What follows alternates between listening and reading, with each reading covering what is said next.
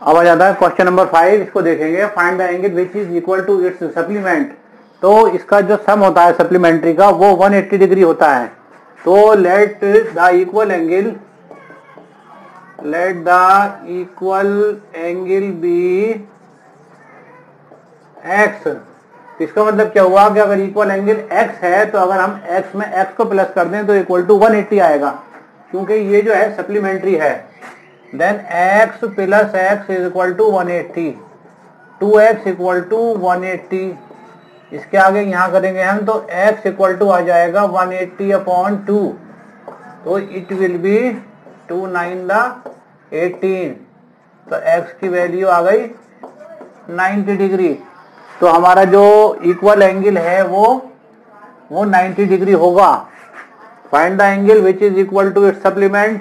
तो इसका आंसर क्या लिखेंगे, 90 degree is equal to its supplement. मतलब क्या हुआ कि 90 डिग्री का जो सप्लीमेंट है वो भी 90 डिग्री ही होगा। जब हम 90 डिग्री में 90 को प्लस करेंगे तो 180 आएगा। It means 90 degree is equal to its supplement. यही बात इसके अंदर इन्होंने पूछी थी। क्वेश्चन नंबर 6 को देखेंगे, in the given figure angle 1 and 2 are supplementary angles.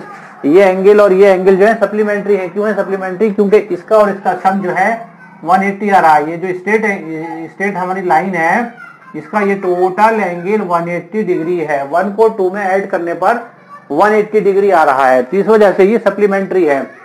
If angle 1 is decrease, अगर एंगल 1 को डिक्रीज किया जाता है मतलब इसको हम कम कर देते हैं। डिक्रीज का मतलब होता है कम करना, घटाना।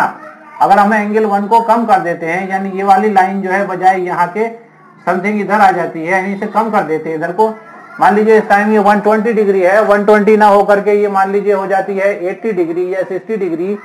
तब क्या होगा, जब हम इसको इधर लाएंगे तो क्या होगा, ये वाला एंगल अपने आप ही बढ़ जाएगा। Increase, it will increase. तो कह रहे हैं what change should take place in angle 2। तो एंगल 2 में क्या चेंज होगी, जाहिर है एंगल 2 जो है इंक्रीज कर जाएगा। Both the angles still remain supplementary, जिससे कि दोनों एंगल सप्लीमेंट्री रहे, मतलब दोनों का सम जो है 180 डिग्री रहे। तो ऐसा तभी तो होगा जब हम इसको घटाएं तो ये बढ़ जाए।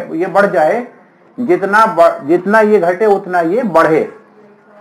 फॉर एग्जाम्पल अगर हम इसको 40 डिग्री कम कर रहे हैं तो ये 40 डिग्री बढ़ जाए, इसका मतलब ये है। तो हम इसमें क्या लिखेंगे कि if angle 1 is decrease then angle 2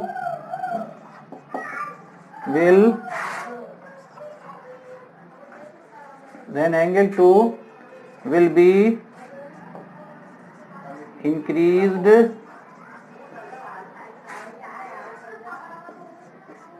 in the same amount,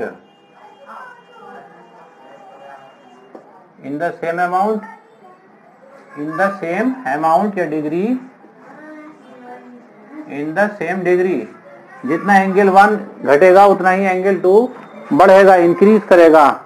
तो will increase the same degree. तो क्या हुआ, ये क्या कर रहे थे, so the both still remain supplementary, so that both the angles will still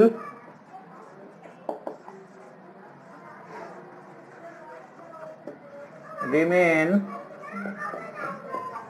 supplementary. It means angle 1 plus angle 2 should be 180 degree.